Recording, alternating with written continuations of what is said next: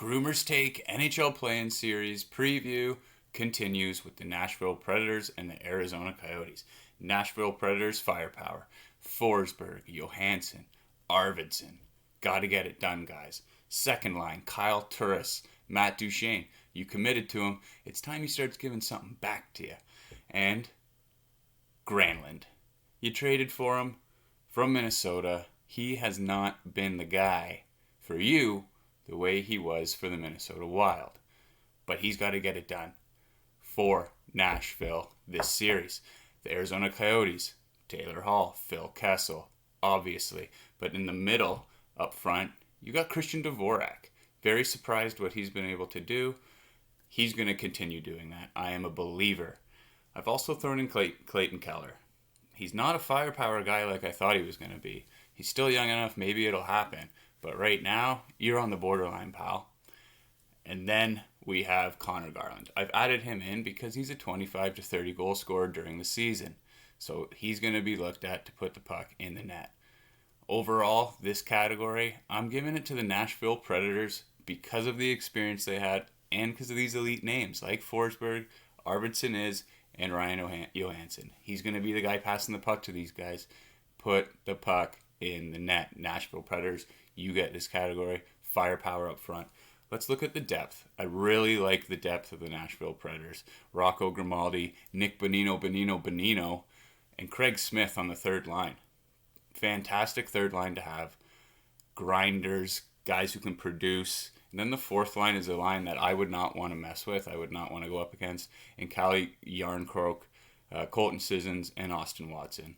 Guys who can bang, guys who can grind, even pot one once in a while. Compared to the depth up front of the Arizona Coyotes. You got Carl Soderberg, Nick Schmaltz, Derek Stepan, good guy to have.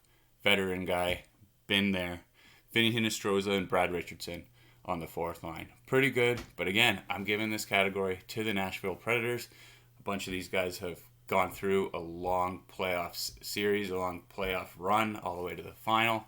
I'm giving it to the Nashville Predators.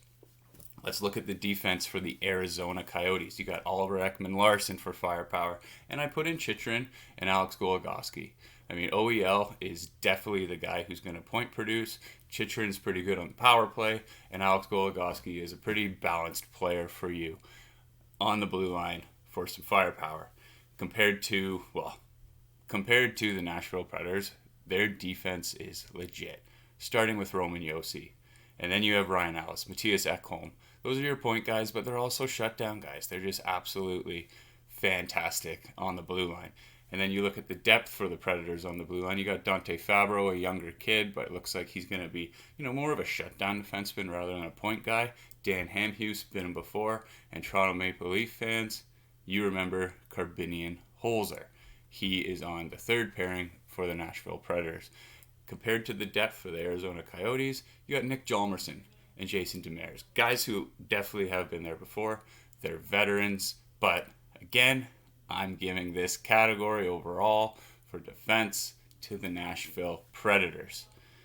Looking at goalies, it's a bit of a different story. I mean, Pekka Rinne hasn't had the season we're used to him having. A couple of my buddies told me he might even have lost the crease to UC Saros. We'll see. I didn't know that. It might hurt me in a fantasy league, but we'll see. Compared to Darcy Kemper and Antti Raanta, Darcy Kemper has had a Vezina-type season, even though I don't think he was nominated, but his numbers are absolutely absurd. I think he had a bit of an injury-riddled season, but when he was in the net, he was one of the best goalies going. I'm giving this category to the Arizona Coyotes. Now, overall, you're going to need Darcy Kemper to steal some games for you. I don't think he's going to be able to do it over a 5-game series. I'm actually saying it's going to be a 4-game series, and Nashville takes this in 3 games to 1. That's it. Thanks for tuning in. Go Predators.